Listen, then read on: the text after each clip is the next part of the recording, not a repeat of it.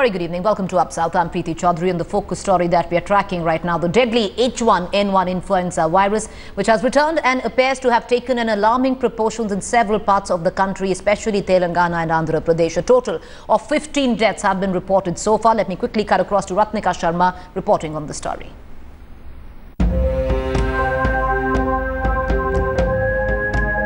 In Hyderabad, the fear is palpable. 2 more positive cases of swine flu, taking the total number affected to 80. And today, Ramesh admitted his sister in Gandhi Hospital. The patient is 4 months pregnant and complained of pneumonia. Actually, my sister is affected with a cold and fever of 1 week back, and then she is 4 months pregnancy. And then we took her to the hospital, like it's a private hospital, and then we spoke to the doctor, and he got doubt regarding this suspicion, whether it is swine flu or not. So he took the blood samples and he sent it to IPM, and it was confirmed that she is affected with swine flu. So then he suggested us to go to Gandhi Hospital or any other private institution, research center. Though seeming calm from the outside, Ramesh is worried for his sister's health. Out of the 10 deaths reported in Telangana due to swine flu, 6 of them occurred in the month of December itself. But the government does not deem it necessary to push the panic button yet. Underplaying the situation, they say because swine flu is not a fatal disease. And we have admitted her in right time. And she has come in a stage where not early stage, I can say a little bit more higher stage, where she has got bilateral pneumonia. I mean, there's a lot of pneumonic patches in the lung. A vaccine is available in the market. It costs about 600 rupees, and the government is hoping that greater awareness will lessen the sting in the season. With Ratnika Sharma in Hyderabad, Bureau Report, Headlines Today.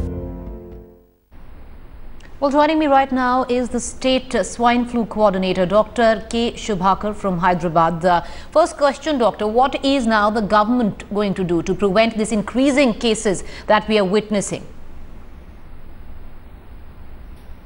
The government has identified the isolation centers. In Hyderabad, the Gandhi Hospital is the nodal center.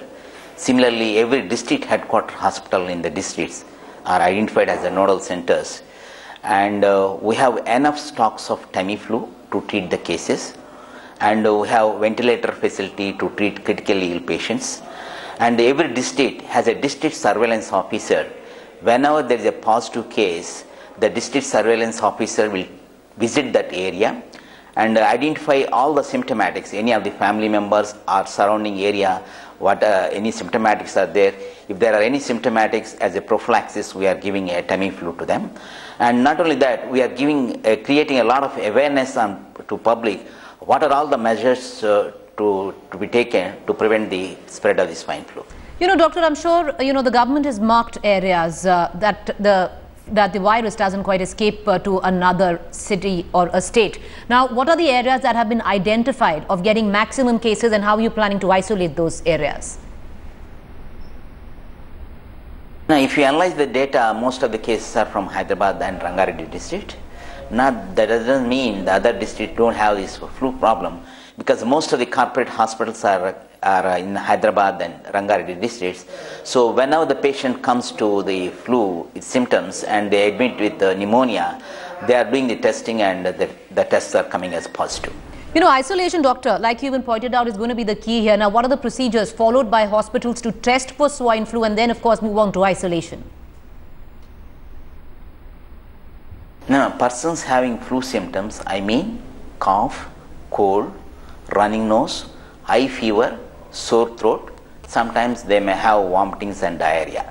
If these symptoms are there, if the symptoms persist beyond 48 hours after taking some non-specific treatment, if they come to any hospital, we give immediately the Tamiflu tablet, and we take an X-ray. If the X-ray shows pneumonia, we will admit the case and we will take the throat swabs and send to IPM for testing.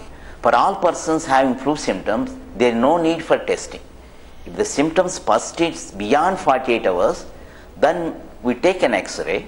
If the X-ray shows something like pneumonia, we admit them and then we'll send a swab. Suppose if the X-ray is normal, then you can give a prophylactic tablets of Tamiflu, and irrespective of the result, whether positive or negative, we have to give the treatment for 5 days, because if you stop the treatment, if negative, within 2 days, then this drug will develop resistance. Once started, we have to give full course of treatment.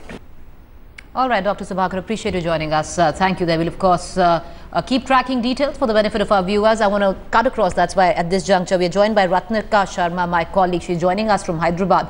Ratnika, we just spoke to, the coordinator, the medical coordinator, and he seems quite confident that both the states, Telangana and Andhra Pradesh, will be able to contain this virus from spreading. But on the ground, cases are only rising. Definitely, Preeti. In fact, as you just heard, the government is still saying that there is no need to panic, that there is adequate medical facilities and mechanisms in place to tackle the issue of swine flu. In fact, the Principal Secretary of Health was telling me that the reason for not panicking is the fact that swine flu is treatable. It's not a fatal disease, and those people who actually died of swine flu was because of other complications, for instance, obesity or multiple pneumonia patches in the lungs, or the fact that they were admitted to the hospital at a much later stage in the disease.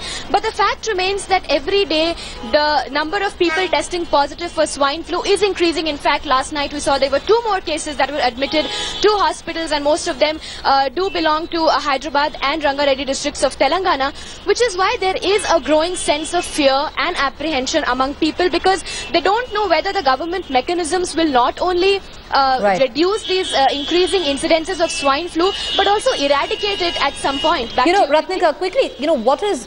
Every time you got, you've spoken to health officials in the government, and they've said that we don't want to yet call it an epidemic. Why is the government still shy of calling something an epidemic when we have over 90 cases? Exactly. In fact, when there was an emergency meeting held on Wednesday between the health officials, the health ministry and the doctors, and even there, despite the rising incidences of swine flu cases, they're not yet ready to push the panic button, saying they have all the facilities in place, and they're very sure that the mechanisms that they have in place, for instance, a surveillance department which goes around to each and every place which are very susceptible to swine flu, they're actually meting out medicines to the family of the patients as well. So that's the kind, I mean, they're really harboring on the fact that they have all mechanisms in place, and this is a seasonal disease, unlike the pandemic swine flu that had broken out back in 2009. So they're saying that it has not increased to such levels where it can be called an epidemic. All right, appreciate you joining us, Ratnika. Keep tracking the story. We'll, of course, keep coming back to you for more on that. Well, not to sound alarmist there, that is what even the health minister said, that everything will be contained soon and cases will start dwindling. Well, let's hope that happens. With that, we move on right here on Up South. The Bangalore boy whose kidnapping was caught on CCTV has safely returned home. CCTV footage shows an 8-year-old boy sitting on a bike sandwiched between 2 men. The kidnapping took place at about 6:30 on Wednesday, which was New Year's Eve. Now, the child was playing in the front of his house in West Bangalore, where 2 bikers approached him. The duo asked the child to lead them to his father's shop and took him along. Within half an hour, the father, a utensil trader, received a ransom call for 50,000. He informed the police, who immediately started a manhunt. Fearing the worst, the kidnappers released the child near his house around 10:45 last evening. The abductors are still at large.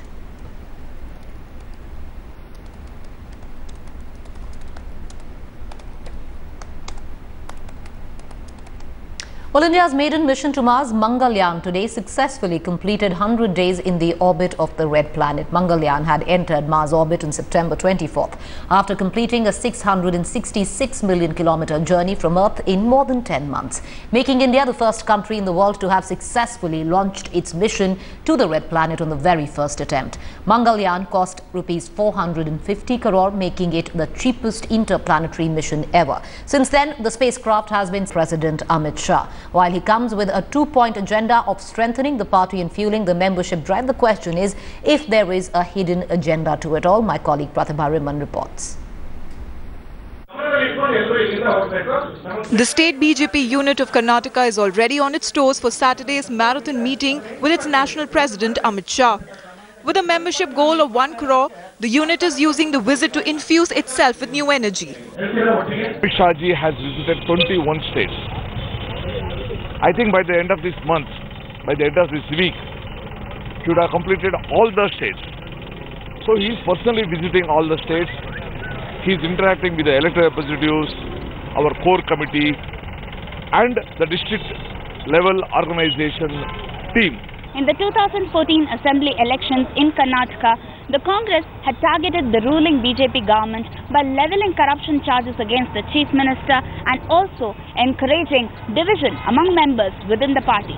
Now the stage is set and sources say that Mr. Amit Shah's visit tomorrow to Bangalore will be to destabilize the Siddaramaiah government in a similar fashion. That needs to be corrected. Amit Shah ji is coming to guide us as far as for the strengthening the organization, what steps we need to take.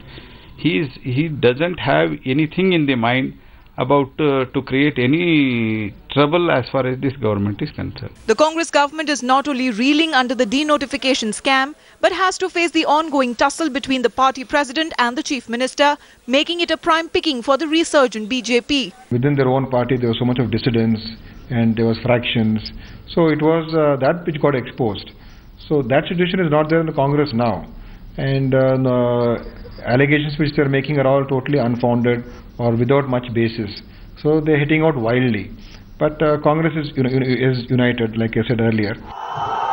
Be it Jammu and Kashmir or Jharkhand, Narendra Modi was the face of BJP. But will destination Karnataka need another Yediyurappa, who found BJP the getaway to South in 2007, still remains a mystery. Almost all the important leaders, we are together, we are going to fight, and at any time if the elections took place, we are going to win more than 150 seats. Going by the caste composition in the state, political analysts feel that a Lingayat member must lead the show into. Well, joining me on Up South is political analyst Hemanta Kumar from Bengaluru. First question, one of the tasks clearly for Amit Shah would now be to ensure that BJP rests back Karnataka come 2018. How do you read into this? Of course, it is a big challenge for the simple reason that the BJP lost the 2013 assembly elections in a very bad way. It got only 40 seats and its percentage of votes also came down. 5 years from 2013 to 2018 when the elections are scheduled to the Karnataka Assembly. In the sense that he has to strengthen the organization at the grassroots level, that is at the booth level, and then take up to taluk and district level and at state level, and also try to project a credible leader. This is his task, and of course it is challenging. Though the BJP has scored very well in 2014 Lok Sabha elections, Amit Shah is aware that any victory that is gained in a wave is not sufficient. It has to be sustained and consolidated, for which the organizational network, a strong organizational network, is essential, for which the membership campaign is the prerequisite. So in that way, having a membership campaign throughout the state in a very strong way and building the organization brick by brick from the grassroots level to the state level and strengthening it at different levels is of course a daunting task, for which he is coming tomorrow to Bangalore. You know, Mr. Kumar, Narendra Modi was the face shown in the Jammu and Kashmir elections, in Jharkhand as well, in Haryana as well, and now it seems it's going to be in Delhi as well. Will the BJP do the same in Karnataka, or do you think it will gain more by projecting the likes of B.S. Yediyurappa as the chief ministerial candidate? On a comprehensive overview, I think that Modi is going to be the face of the BJP for all the elections in all the states, not only in the Lok Sabha. As you rightly said, Modi was the face in Jharkhand, Maharashtra, Jammu and Kashmir, and now they have said that even in Delhi also Modi is going to be the BJP's face, though somebody else is going to become the chief minister. In Karnataka also it can be it will be Modi's face only, but added to it is in Karnataka the BJP will have to project a Lingayat as a chief ministerial candidate, taking into consideration the caste combination, caste permutation combinations, and it can be BSY, it can be somebody else also. 2018 is a long way. Apart from Modi, it has to be somebody from the state level, because people know that the local leader will have to become the chief minister. As a message was sent out to the people that in case the BJP comes to power in Maharashtra, Fadnavis could be the chief minister. So in Karnataka, they will have to project somebody, preferably a Lingayat candidate, though Modi will be the face of the BJP in the elections. All right, appreciate you joining us, Mr. Hemanta Kumar.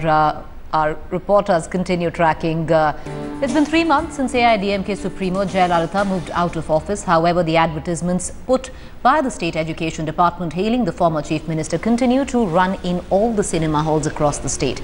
DMK has written to all government departments, secretaries and offices asking them to remove Jayalalitha photos which are in all the government offices. DMK has also warned to move court if the government doesn't withdraw these ads. No, she is no more a Chief Minister. See, any government can post the Chief Minister's photo on their advertisement. That is nothing wrong in it. But she is no more a Chief Minister. She is not even an MLA. She is a convict. Well, joining me from Chennai is political analyst R. Mani. Mr. Mani, there is a case pending before the MHC to remove Jayalalitha's portraits in government offices, but this is beyond government offices.